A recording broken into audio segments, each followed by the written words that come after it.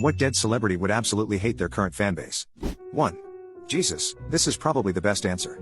As a devout Christian who was a deacon in high school, I've noticed people forget that Jesus was a socialist anarchist, likely a brown-skinned, twink wizard Jew, who lived and gave his life to bring freedom and prosperity to the downtrodden and to defy oppressive theocracies.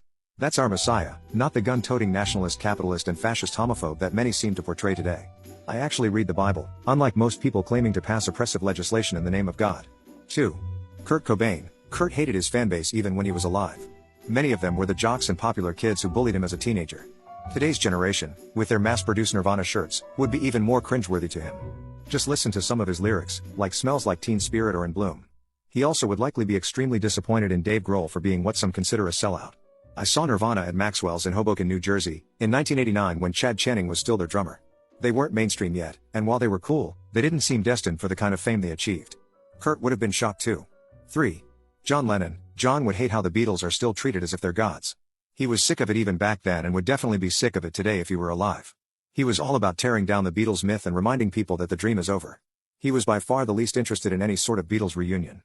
George Harrison likely felt the same way but had to endure the Beatles' idolization for another 20 years after John's death. 4. Pat Tillman, the NFL player who enlisted in the Army after 9/11 and was killed in action, KIA, in Afghanistan, has had his image co-opted by right-wing politics as a poster boy for patriotism and nationalism. In reality, Tillman was very much a liberal and had become deeply disillusioned with both the military and the wars in the Middle East. There's no way he would be okay with being turned into a "these colors don't run" symbol after his death.